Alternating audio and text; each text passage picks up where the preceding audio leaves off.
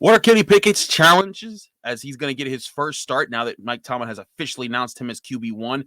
He's got a tough task with the Bills. I got Wes Euler from Steeler Nation Radio. We're going to talk about that, what Matt Canada has to do. One, how Matt Canada's play calls actually look now that we saw Kenny Pickett run just a half of plays. Two, what does Matt Canada have to do to make it easier for the rookie quarterback, not a veteran quarterback, to succeed in his offense? Also, we'll be talking about that secondary that's really banged up and whether or not this could be a major issue ahead of the Buffalo Bills. I'm Chris Carter of the Locked On Steelers podcast. Let's get into it. You are Locked On Steelers, your daily Pittsburgh Steelers podcast, part of the Locked On Podcast Network, your team every day.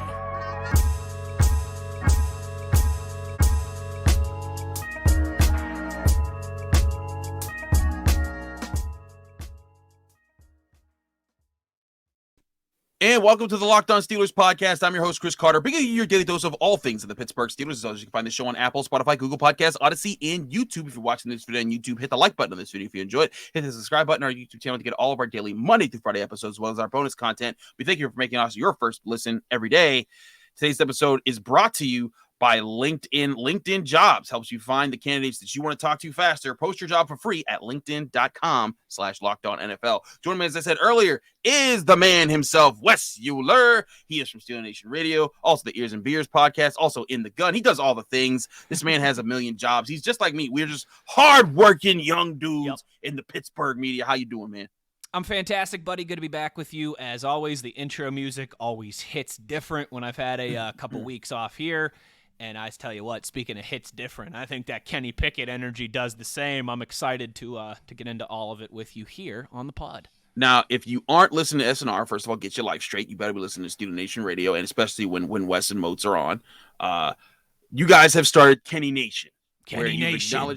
There is a Kenny Nation. Ride. Let's ride, Kenny Nation. So you guys, that on the show last week, I said Kenny blessed, because you guys ordained me as the chaplain of Kenny Nation. Yes, you're the chaplain of Kenny Nation. We're mostly just making fun of the hysteria, because it is hysteria. I mean, we were both in that stadium. Kenny Pickett completed a 5-yard out. Yeah, woo! It's just, the reactions are just amazing from Steelers fans, but there's always that refreshing feel. You know, I remember as a kid seeing Ben Roethlisberger get on the field. There was just an excitement that's like, this is our first-round quarterback, and this is what he's like. But let's talk about what we've seen from Kenny Pickett so far and what we need to keep seeing ahead of going into a Buffalo Bills game, because this was what I was a little concerned about starting him this week. Is that sure, even if he got the full start against the Jets, great, awesome. You played the Jets. Bills, Bucks, Dolphins, Eagles, not an easy slate of games. And the Bills, you know, some people claim them to be the Super Bowl favorites this year. And that's not just some people. That's like a legitimate claim that they have with the talent across the board in their roster. You heard Mike Tomlin just talking, you know, all about how good their team is. You got Ed Oliver, you got Tim Settle, you got Von Miller, you got Terrell Edmunds, you got Milano, you got that the secondary with White, with Poyer, with Hamlin. I mean, there's guys that are just on point. They know where they're going to be. They know how they're playing, and there's chemistry there. And I guess, Wes, is this a game where Kenny Pickett needs to kind of come in a little bit handcuffed to avoid this, or do you let Kenny Pickett go be Kenny Pickett the way he was looking and smiling and taking hits and getting back up in the swagger that he carried with himself? Yeah, you know, this one's interesting to me, Chris. I kind of am on the fence with two schools of thought, okay? The first being ease him into it. I agree. Try and lean on Najee Harris in that run game. Try and hit some of those 5-yard quick passes to Deontay and Freiermuth over the middle. Let him ease into it.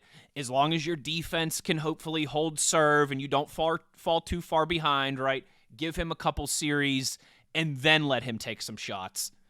The other side of me, maybe the more twisted side, is, hey, that's probably what Buffalo's anticipating, right? Is that you're going to play it close to the vest. You're going to try and win a low-scoring game. You're going to hope your defense can force some turnovers. It's how they beat the Bills last year. Maybe you get a splash on special teams as well, too. Maybe you just come out and cut Kenny loose. You know, just say, hey, within reason, go out there and take some risks. Go out there and let it fly. Buffalo thinks that we're going to come out slow. Let's come out with pedal to the metal, foot down, you know, and hit the gas. I'm torn on that because if you do come down, pedal to the metal, hit the gas, maybe you turn the ball over once or twice, all of a sudden you look up and you're down 14 points, you're down 17 points, you're down 21 points. And then it's over. And then it's for all intents and purposes, it's over. I think it's probably going to be the former there that I just described. I think they're going to try and establish the run game, which hasn't happened yet this season. But to be fair, I think the best it's looked all year was last week. Was last week. I mean, Najee Harris had I think it was 74 yards he finished with. Yep. Not in the 80, 90, 100 range where you want him, but getting closer. Jalen Warren, I think we're all feeling more and more confident in what he's doing. So that is what I think is going to be the game plan. But what you really need is you need your defense to afford him some time to figure it out. Maybe the defense are the ones who creating the splash play once again, like they did, Minkah with the interception, giving the offense the ball at the 4-yard line, let them score that touchdown, get feeling good, get that momentum rolling in the right direction. Maybe a big special teams play like we saw in the opener with the block punt, Miles Killebrew last year in Buffalo. That's where I'm sure they're leaning because, again, if you come out and you just open it up and you fall behind 2 scores quick, you could, this could be one of those games that gets out of hand. You know what I think they should try to do to make things easier? Run some RPO. There we go. Put it in his hands. Let it be Najee. Let him and Najee Harris toy with the middle of the defense a little bit. Force people into guessing games because right now you're not the well-oiled machine of an offense, right? To say, hey, we're gonna go play our brand of football and just be better at this one thing. You need to force the defense to guess and to guess wrong, and then to hope to hit on some of those guesses when they do guess wrong, or force them to commit to something, and then you're like, okay, I can see I'm gonna make an educated guess, and you guess right. This is not a situation where the Steelers can go in and just be like, yeah, we got this. I mean, there were several times over Ben Roethlisberger's career when he had Antonio Brown and Le'Veon Bell. You just knew like certain years where they were playing the Browns or the Bengals or the Dolphins or whoever they were just this is going to be a rough week for y'all because they just going to come in and do what the heck they want to do. Carolina Panthers every time they played them. Jeez, I mean, there was a 6-touchdown game against them or something crazy. Games like that, you're not going to get that right now. I mean, if they do, we'll be talking a whole different day. There will be a Kenny Nation. I will be wearing just religious outfits on here. Your forehead. No, not tattoo. I'm a chaplain. I can't have a tattoo on my forehead. I'm the chaplain of Kenny Nation, as you guys have.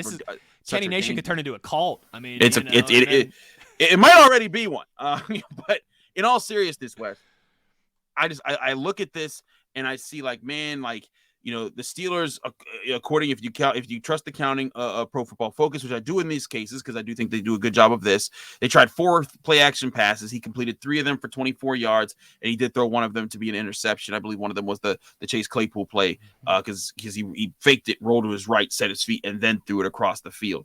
But he also had 6 dropbacks in those situations. He was able. He wasn't sacked. He was able to kind of scramble on 2 of them and get some yards. But and he also got 3 first downs on those plays. It's important to note that he was 5 of 6 on 3rd downs, and then 1 of 1 on 4th downs. That's maybe one of the most important under discussed things in that 30 minutes that we saw from him. 1 of 6 in the first half, 5 of 6 in the second half. That's the direction you need to be moving in. That's a good direction, and it could be a flash in the pan. It could be something that doesn't get replicated, but it's at least something to build on moving forward. And I think a big part of this, though, is about Matt Canada and what he does to help to work with Kenny Pickett. A lot of criticism was laid upon Matt Canada. We're going to talk about that criticism and just what him and Kenny Pickett are going to need to do in this upcoming week in a minute here on the Locked On Steelers podcast. But first, we got to talk to you guys more about LinkedIn, one of our great sponsors. Y'all know about LinkedIn. It's the awesome place that you go to build your resume and so that employers can see you and think, hey, that person's a great person to hire. Well, what if you're an employer listening to this podcast right now and you need a person to hire to your job? You can go to LinkedIn right now and create a free job post in just minutes with LinkedIn Jobs. It helps you reach your network and beyond to the world's largest professional network of 810 million people. Then just add your job with the purple hashtag hiring frame to your LinkedIn profile to spread the word that you're hiring so your network can find you the right people to hire. Simple tools like screening questions make it easy to focus on candidates with just the right skills and experience so you can quickly prioritize who you'd like to interview and hire. It's why small businesses rate LinkedIn Jobs #1 in delivering quality hires versus leading competitors. LinkedIn Jobs helps you find the candidates you want to talk to faster. Did you know that every week nearly 40 million job seekers visit LinkedIn? Post your job for free at linkedin.com/lockedonnfl. That's linkedin.com/lockedonnfl to post your jobs for free. Terms and conditions do apply.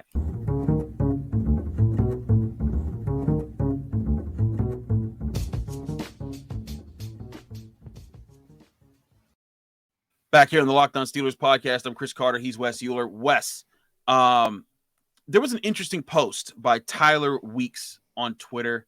I want to do Tyler a good favor. I think he was called the Weeksy, the Trigger Raider. I can't remember. I'm going to try to pull up his tweet real quick because I want to make sure I'm giving him the proper love on his tweet. You're a better man than me. Whenever I do this stuff, I'm always just like, oh, yeah, I saw it someone on Twitter. I can't remember who it was, but credit to that person. Triggered Wise. I want to shout out to Tyler Wise, Triggered Wise, at Triggered Wise on Twitter. He posted up mid Tuesday a clipping together of two plays, not the same exact plays, but very similar concepts against very similar defenses. And on the top play, it's the play where Kenny Pickett took a shot from Quinnen Williams and he throws a pass down the middle to Pat Freiermuth, who was wide open. And it's a big play, and you see it. Best play success. of the game on Sunday for the Steelers. It fired everyone up. On the bottom play, you have a play with Mitch Trubisky where he has Jaylen Warren, Pat Freiermuth over the middle, and then also George Pickens, and he throws it to neither of them. He stares down the left sideline, and he doesn't get any target off, and he gets sacked. And again, because Charlie Batch, former Steelers quarterback, Super Bowl champion Steelers quarterback, said that this is not the same play. This is not the same concept. It's not the same thing. And I hear Charlie. I trust Charlie on a lot of things. That guy knows football better than I will. But I will say this. There's open receivers in both plays. Kenny Pickett, if in the timing of the plays happening, when Kenny Pickett is throwing, anticipating Pat Freiermuth to be open, by the time he's getting hit after he's already thrown the ball, Mitch Trubisky still has a clean pocket in his play. And Pat Freiermuth's open.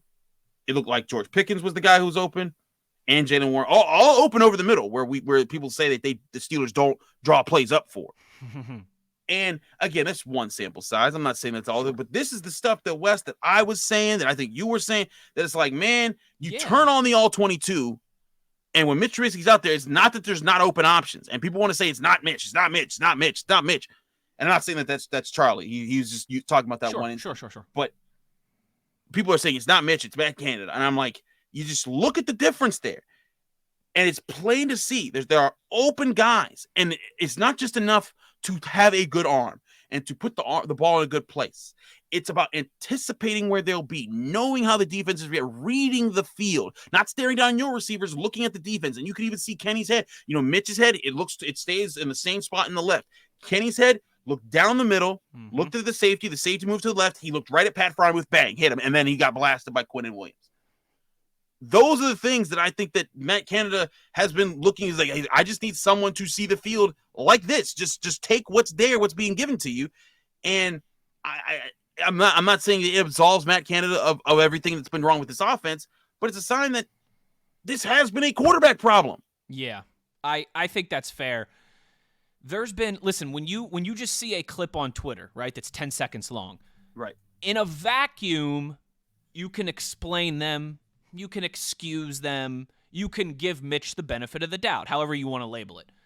But as you mentioned, through 4 games now, or 3.5, that Mitch was the starter, there were now a handful of those plays built up, right? You had a backlog of all those same examples. You highlighted a few of them in Cleveland on Thursday night, where, hey, here's where Mitch is looking. Here's wide open guys in the middle of the field. What are we doing here? And the craziest part of that to me, Chris, is when you look at the times, when you look at the charts of when Mitch played his best football in Chicago, it was attacking the middle of the field. Yep. That's what when he was having success in Chicago with the Bears, that's where he accelerated, was attacking the middle of the field. Kenny Pickett, a lot of his success last year at Pitt was attacking the middle of the field. I believe you and I did a show on this back in the offseason where we were like, hey, one thing you can expect from the Steelers offense, no matter who's QB1, is that they're going to attack the middle of the field. Because Mitch had success doing that in Chicago. Kenny had success doing that at Pitt. We thought that was going to be the case. You got Pat Freiermuth in year 2 here. We thought that was going to be the case. It was not with Mitch. And small sample size, but there was at least more there from Kenny. That's one of those things. I still think we can. There are still certain things that you can give Mitch the benefit of the doubt, or you can just say he wasn't great, but he wasn't terrible. He was just okay, and if he's going to just be okay, let's go to Kenny, because Kenny can maybe be great or can at least start building towards great here. For me now, 3.5 games of Mitch it's not a huge sample size, but it's enough to start making some judgments. Yeah. And to me, like I said, there's the backlog of those plays that you've pointed out, that people on Twitter have pointed out, where he just, for whatever reason, was not seeing that part of the field. Yeah. And you're right. I think that one, I'm a little bit more willing to, all right, well, let's see Matt Canada here now with a couple games with Kenny Pickett before maybe we swing that final gavel on what he is as an offensive coordinator this year, right? And the second part of that is, I think there was a real onus in, hey, we're going to let you take some chances, work the middle of the field. And you saw that certainly in that Quinn and Williams play. That's the best example. But that's an area, Chris, where this offense, they have to find ways to excel. They have to find ways to attack that middle of the field, because that'll help open up everything else and really, I think, alleviate some of those concerns that they've had through 4 games. What does Matt Canada have to do to make things easier for Kenny? Because it's one thing to make things easier for Mitch as a vet, 6-year vet. To be honest, like, my expectations for Mitch were higher. Not because he was better than, but as just he should be more game ready than Kenny is, even though game readiness is what people said Kenny is. And I do think Kenny, that is going to be one of his best traits, is that he'll come into a game and ready to fight for you. But there are things that I think you should try to plan for, to like, hey, let's not put this guy out there up against, one of the best teams in the NFL and just be like, yeah, good luck, man. What are things that you will think that Matt Canada is going to employ? We talked about a little bit in the first segment, just with running the football, but passing the ball, are there easier ways to get him, looks to say, hey, we trust you in these moments. Don't be afraid to be the man in those moments. Whew. Now that is a loaded question. It is. I apologize. No, I like loaded questions, because then I can sit here and pontificate for 4 minutes before I let you ask another one. The biggest thing for me, what Matt Canada can do, and this is going to sound funny, but what he can do is he can find a way for the Steelers to establish the run early. I mean, that would be nice. Isn't that the biggest thing? We could talk about some heavier personnel, right? We could talk about more Zach Gentry. We could talk about more. Hey, we saw a little Derek Watt. Go heavy pass protection, right? And worst case scenario, nothing's there. Throw it away. Kenny pulls it down, runs for a full yards. Take chances when you need to, but still play it closer to the belt. We'll go heavy. All these things. Just to me, Chris, they've got to be able to run the football. If they can take what they did against New York, which we said was certainly their best performance on the ground this season, if you can lean on, or not even lean on, but just get Najee, just get Jalen going early enough that it's in the forefront of the Buffalo Bills defense's mind, that's how you help Kenny Pickett. When you look at a lot of these young quarterbacks that have come into the league and hit the ground running, right? Russell Wilson had Marshawn Lynch in that run game. Dak Prescott had Ezekiel Elliott in that offensive line in that run game. Jared Goff had Todd Gurley in that offensive line in that run game. Carson Wentz, they had a plethora. They had running back by committee there in Philly, but they also had the best offensive line, or one of the 2 or 3 best in football. The examples of young quarterbacks coming right in, having success, a lot of times are because they have that run game to lean on. And even though the Bengals are pass happy and the offensive line isn't good, Joe Mixon's still been a darn good running back for Joe Burrow to have there as well too. To me, that is Lamar Jackson and what they've done in Baltimore. We can go on and on with the examples. Baker Mayfield, when he was having success with that offensive line, and Nick Chubb, right? That's what Matt Canada and company can do to help Kenny Pickett in his first start in the NFL in a hostile environment against a good team. A defense that's a little banged up, but still pretty darn good. That's what they're going to have to do, is they're going to have to establish the run. And again, I think work in the middle of the field like we just discussed. Those two things in conjunction, they'll allow you to use more play action. They'll allow you to get some more favorable looks from the defense. And a big part of this too, Chris, you ready for a little advanced scouting here on the Locked On Steelers podcast? The Buffalo Bills almost play exclusively in the nickel on defense. They do. It doesn't matter if they're in the red zone backed up against their goal line. It doesn't matter if it's 3rd and inches and they know you're going to run the football. They play almost exclusively nickel defense. If you can start to establish that run early, that helps you in spades there, because then they're going to have to start creeping up close to the offensive line. They trust what they have there in the middle of that defense with some darn good linebackers. But if you can make them start really, again, having to respect the run and the middle of the field, maybe you get some mismatches, right, with guys like Pat Freiermuth on some smaller slot corners. That is my long pontificated answer on how you help Kenny Pickett on Sunday up there in Orchard Park. I feel you on that.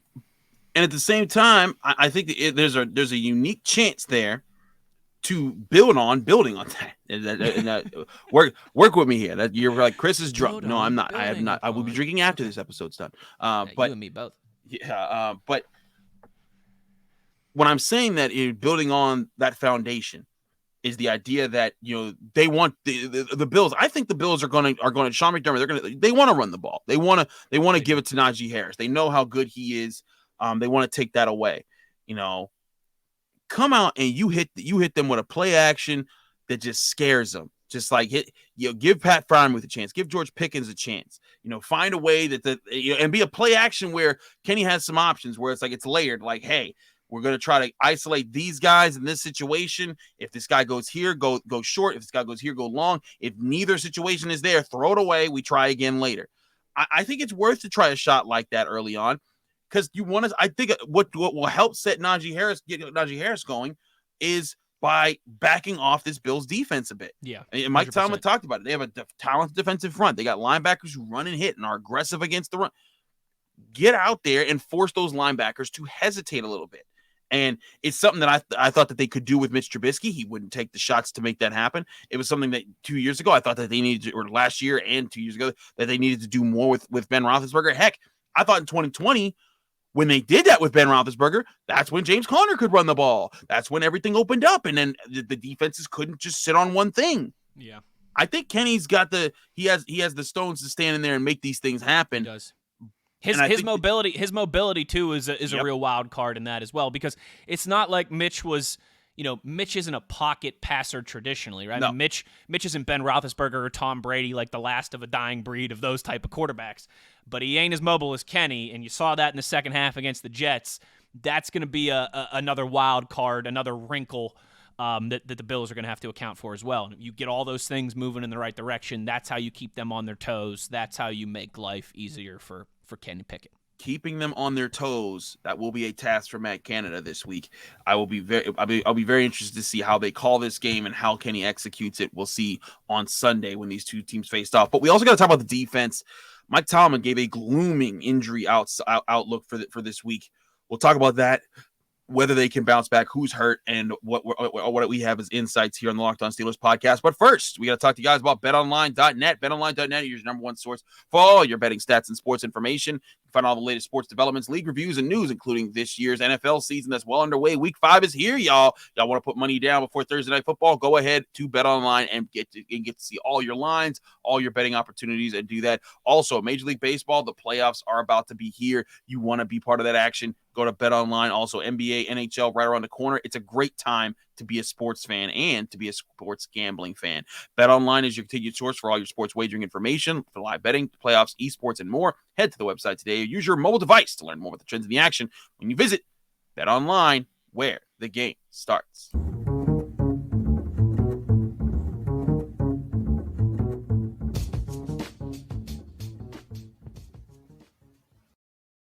Back here on the Locked On Steelers podcast, I'm Chris Carter. He's Wes Euler. Wes, let's get to talking about this defense. Now, Mike Tomlin came out.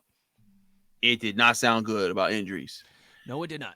Ahkello Witherspoon, he said most likely will be out, and he said anticipate him to still be out with his hamstring. And his hammy didn't look too good that Thursday night game, so it's a little alarming that he's still out. There's that concern. Cam Sutton has a groin injury. Cam Hayward has elbow and ankle injuries. Terrell Edmunds is still in the concussion protocol, and Minkah Fitzpatrick has a knee injury.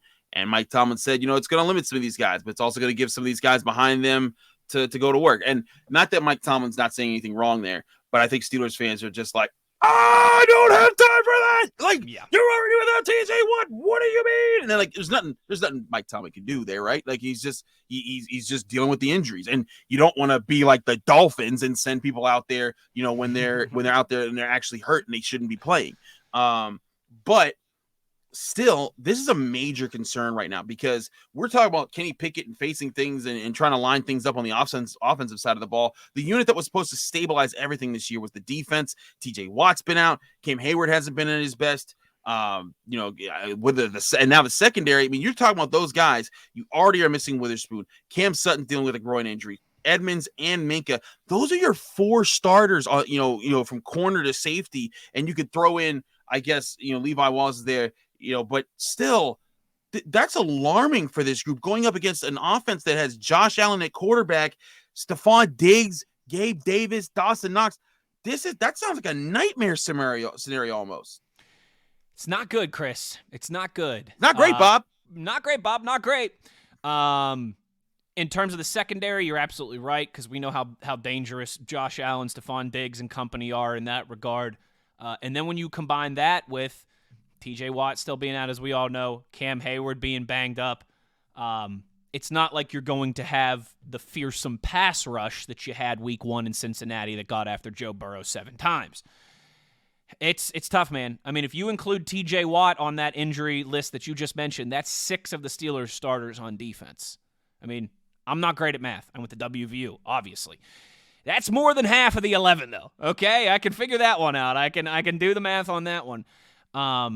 It's not good because, as you kind of alluded to, this Steelers team, make no mistake about it, they were built this season to have an elite defense, one of the best 2 or 3 units in the NFL, to get after quarterbacks, to create splash, to win lower scoring games, to have an offense that could run the football, play it close to the chest, not turn the ball over, when the Steelers could win games 24-20, right? That is very difficult to do when you've got 5 or 6 of your starting 11 on defense on the injury report or on IR still. You obviously, while that's not an excuse, that's reality. There are excuses and then there's just reality, and they are awfully banged up on defense at the worst possible time when, as you mentioned, they're entering a tough portion of the schedule here, particularly with some good offenses and some good quarterbacks as well, too. You have got to find ways, I think, still to, one, get after the quarterback, which they have done an all right job of. Alex Highsmith leads the league in sacks. Even he's admitted, he could be finishing a little bit more, some of those out there. DeMarvin Leal is most crazy. sacks in the league, and he's talking about cleaning it up. There's some Stephon Tuitt vibes there, where early on in Tuitt's career, his numbers were impressive, but you could still cut on the tape, and Tuitt would say the same thing and be like, he could even have a few more sacks and a few more TFLs. That's something I know Tuitt used to talk about with our buddy Dale Lawley when they hosted a radio show together, how my numbers are good, but I think they can be even better. That's kind of what Alex Highsmith has been saying this week as well, too. DeMarvin Leal really coming on. You need those guys to have A performances, and obviously, Chris, you got to find a way to be better against the run. I agree. I mean, we've been talking about this since 2020. I mean, this is nothing new. We have been discussing this and debating this and dissecting this. Terrell Edmunds said, "Same old song and dance." Old story. They even know it. Like, I think that's the problem, is that they know it, and they're like, it's that frustrating that we haven't figured this out yet. And what's crazy about that, too, is it's still an issue, and I think Miles Jack and Devin Bush have actually played relatively well. Now, I will say this. That's the crazy part. The Steelers right now do have they have the ninth worst rushing defense. They rank 24th in the NFL. Jeez. And I mean, that is not where you want to be. Now, they also rank, I think, hold on, I'm making sure I'm doing my numbers right.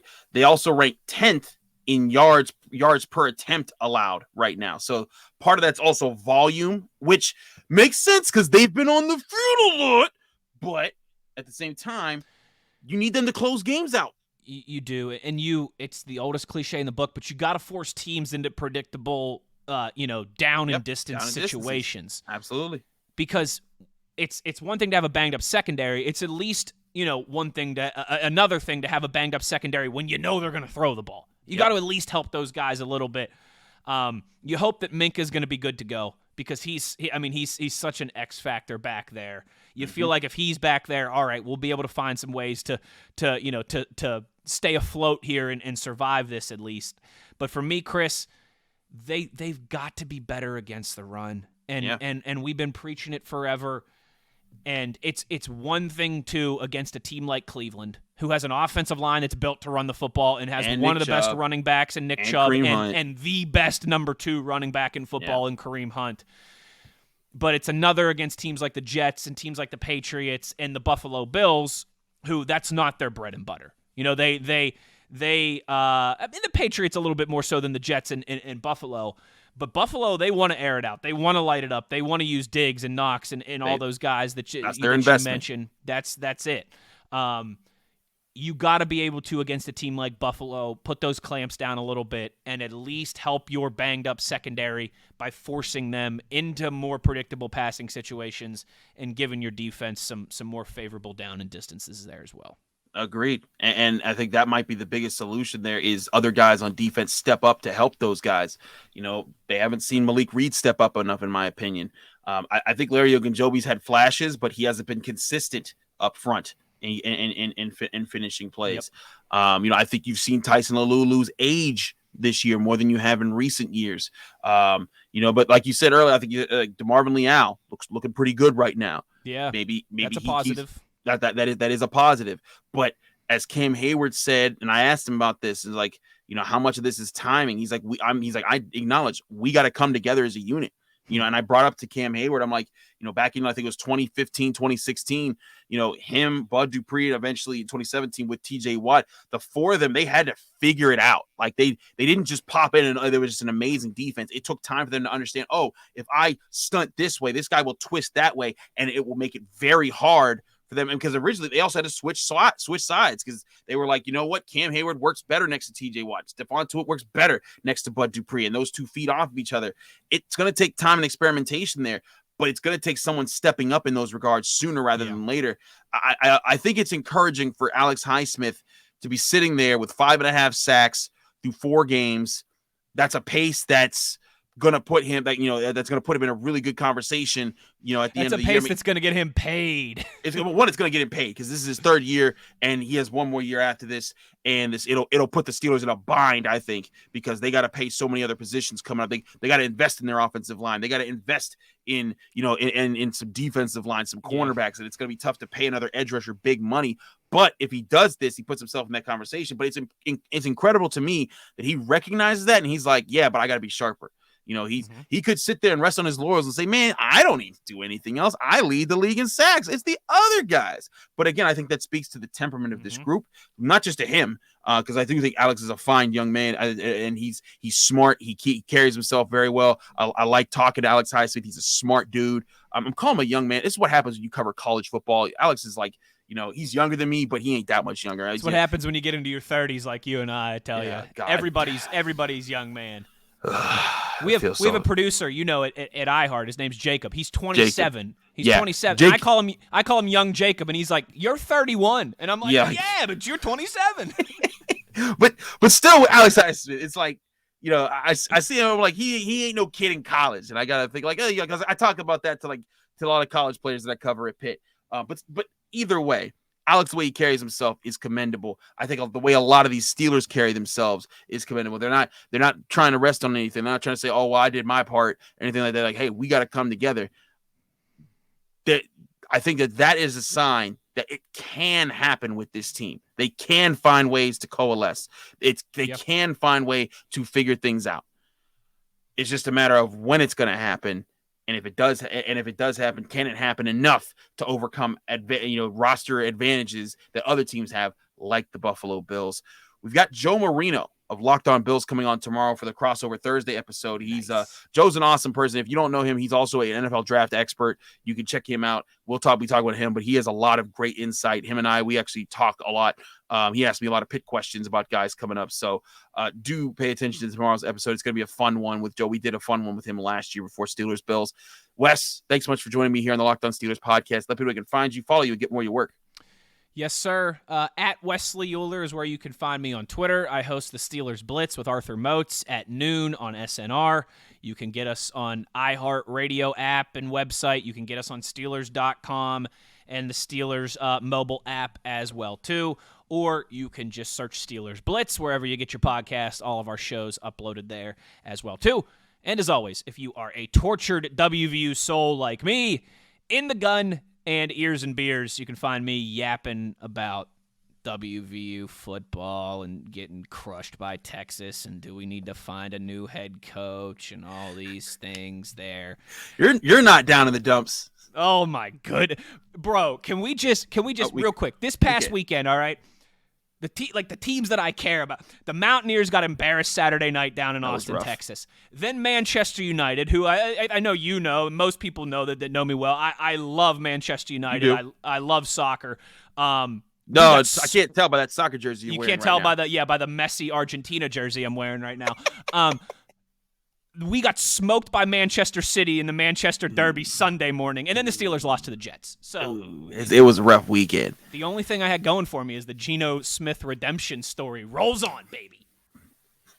You and Geno Smith. Geno Smith higher QBR than Russell Wilson and Tom Brady. Geno Nation, let's ride. Oh my gosh. That is a tortured WVU fan for you, ladies and gentlemen. He is resting his laurels on Geno Smith having a good day in fantasy. It's a dark place. It's a dark place. I won't even say the terrifying numbers. I feel bad for you. I'm sorry, Wes.